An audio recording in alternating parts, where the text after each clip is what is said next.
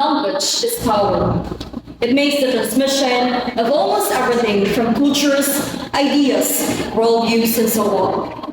Here in the Philippines, our archipelago is made up of 7,107 lands. In a country with thousands of islands, many different languages evolve. There are different estimates about the number of Philippine languages, but according to Ethnologue in 2005 report, there are 171 living languages spoken by the different ethno-linguistic groups of the Philippines. Bells in 2002 report that 8 of these are considered major languages in the country. These 8 major languages are Bicol, Cebuano, Hiligaynon or Ilonggo, Ilocano, Kapampangan, Pangasinan, Tagalog, and Marayo.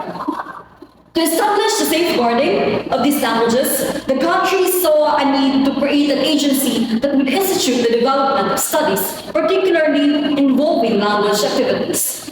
Now, without having to wait any further, help me welcome this panel of experts from the National Language Institute to discuss to us our topic for today, which will revolve around language policy and language use in the Philippines. Good morning, ma'am and sir.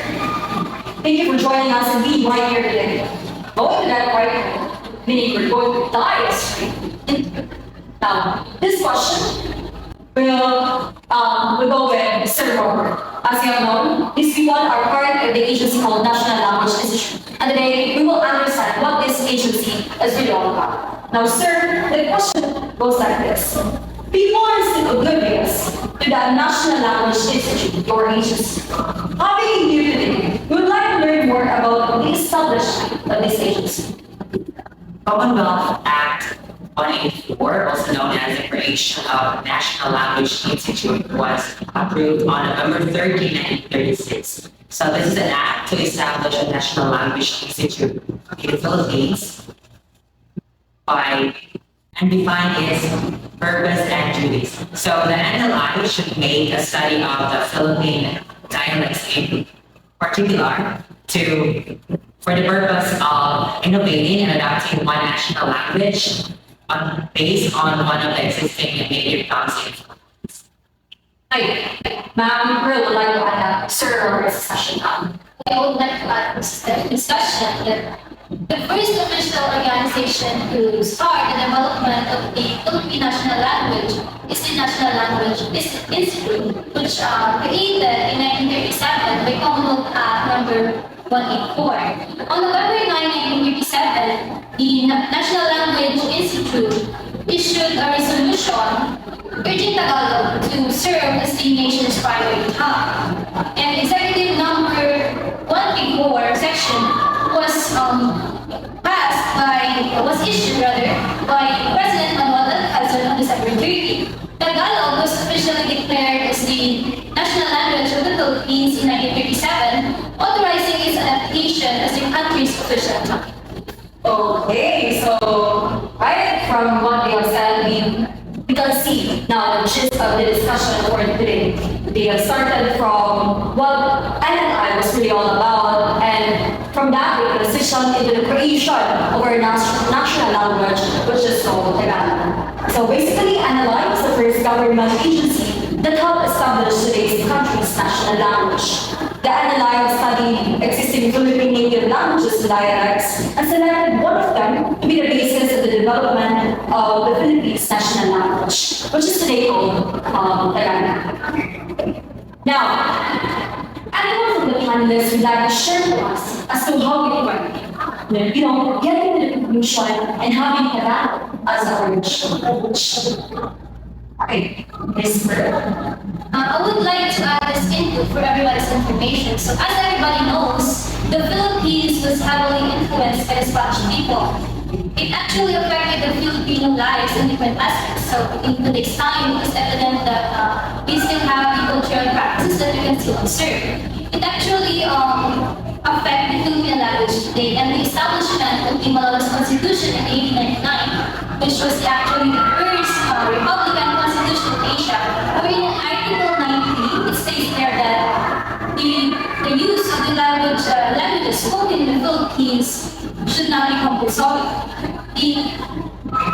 The regulated except by virtue of law and only for acts of public authority and judicial affairs. On such occasion, Spanish language shall temporarily be used. So in that time, the Spanish language is more dominant because Philippines still don't have official and national language.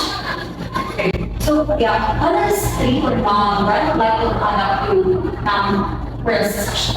Yeah, the continuation to what Macron had said, the establishment of the Congress during the 1899 and the Mandela's Constitution was proclaimed, it opened an opportunity to create a national language for the country. So in 1913, the Commonwealth government decided that the Philippines should have a national language. At that time, different languages and dialects were spoken in the territory of the Philippines, and the primary people spoke Tagalog, which is why the language happened to be among the candidates for the official language of the Philippines. And however, not many people outside the capital spoke Tagalog, since this proposition met with a lot of criticism. So eventually, no national language was chosen. But later on, the Commonwealth government focused on creating a national language for the country. And by that, in 1937, Filipino language was proclaimed as the national language of the Philippines. And in executive order 134, it approved the adoption of Tagalog as the language of the Philippines and proclaimed as the national language of the Philippines. And what like I or yeah, permission? Yeah, Ms. Reynolds started with before Filipino became our national language, we had Tagalog as our national language stated in the Executive Order 134 series 1937. President Manuel L. Quezon during that time had approved the adoption of Tagalog as the basis of our national language, which is being pursuant to the Commonwealth Act Section 7 upon recommendation of the NLI, which is we're part of that. But in 1972, Constitution let us state that after we had the Tagalog as national language, we had Filipino with a P and English and as declared as the official languages, and Filipino as the new language developed from the contributions of all the languages spoken in the country. And in 1986, the post-answer Constitution says that Filipino, which is based on the national lingua franca British, is considered now as a Philippine national language. And Filipino and English became our official language, and we all know that nowadays. And Tagalog and Filipino with a P is now completely out of the picture. And as a matter of fact, it is very important for us Filipinos to know this information and to be reminded the importance of our national language, because national language serves as our identity and we need to value it, and it also serves as the bridge to unite our multilingual society. Okay, good back in time, they have mentioned that before the national language, the Tagalog language was established, we went through a very rough development starting from the Spanish regime to the establishment of the NLI. Is it from Vargas or Arroyo's regime?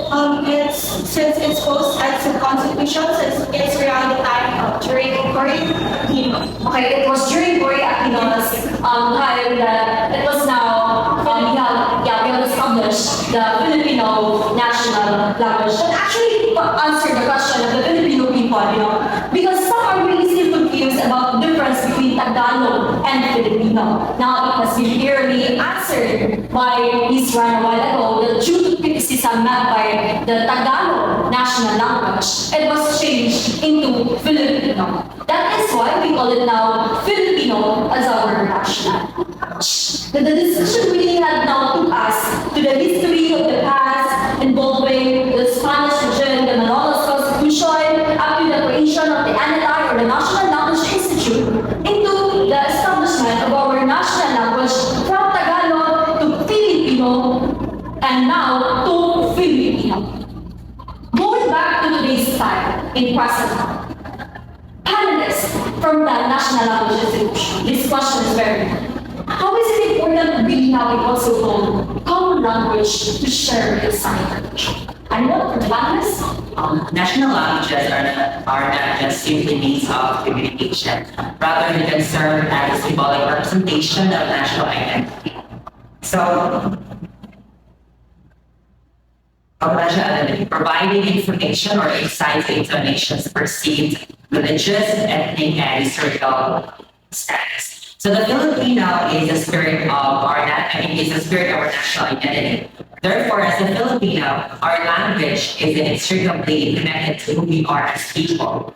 So, majority of the Filipino in the Philippines learn or know how to speak Filipino language. Therefore, it is a way to us to unite, especially especially these days. Okay, and what like I know that? Yes, indeed, national language can be part of our identity, unite us, communication, and also national language plays a vital role in academic setting in our educational system. Since Filipino language is the commonly used as the instructional materials, such as in our textbooks, we use Filipino language according to Bernardino Leary. And then, Filipino language should be used as the medium of instruction in the educational system because students learn best in this language because this is the language that mostly people in the Philippines use. It's part of our native language. And the Constitution recognized this when it declared Filipino as the language of the educational system. So as Filipino is used in the medium of education or medium of instruction rather, students learn the language, and not just the language, but at the same time, they will get to know the richness of their own culture and embrace the soul of Filipination. And it's very important nowadays. Okay, to sum it up what Sir Robert and Joel said, Filipino language is equal to knowing the Filipino identity. Wow, it is very much, very overwhelming to hear from the tenants that knowing that the national language the Filipino language is serving as the Filipino or serving as the main core of our identities. Now, before we end this session, for the viewers, for our audiences, we do have a brief summarization of what we have tackled today. Anyone from the panelists would like to sum it up? Yes. In some the Mother's Constitution specifies that the usage of Philippine spoken languages is optional. So according to the Constitution of the short-lived first independent Philippine Republic, no single language was made mandatory in the Philippines with the exception of Spanish, which was only be used in public and official affairs. And later on, the Commonwealth government decided that the Philippines should have the national language, which is called Filipino language. And then, Filipino language was proclaimed, right, as the national language of the Philippines, and in executive order 134, it approved the adaptation of Tagalog language in the Philippines and proclaimed the national language based on Tagalog language. Okay, that was a very insightful discussion, ma'am and sir. We started from the establishment of the NLI, or the National Language Institute, to the responsible of the creation of the national language of the Philippines, which is starting from Tagalog to, once again, from Tagalog to Filipino, up to the recent time called Filipino, and we also went back in time, talking about what happened during the Spanish regime, specifically talking about the 1989 Malolos Constitution, particularly the Article 90, talking about the Spanish language. Ma'am, sir, thank you so much for being here today. Viewers, thank you so much for listening to our discussion. To end this with a good note, ladies and gentlemen, we should all know from what Cooper in 1989 said, noted that to plan language is to plan society. Once again, good morning. This is your moderator, Alexandra Alabata, together with the panelists from National Language Institute. Here we are, we should learn our Filipino identity by embodying our national language.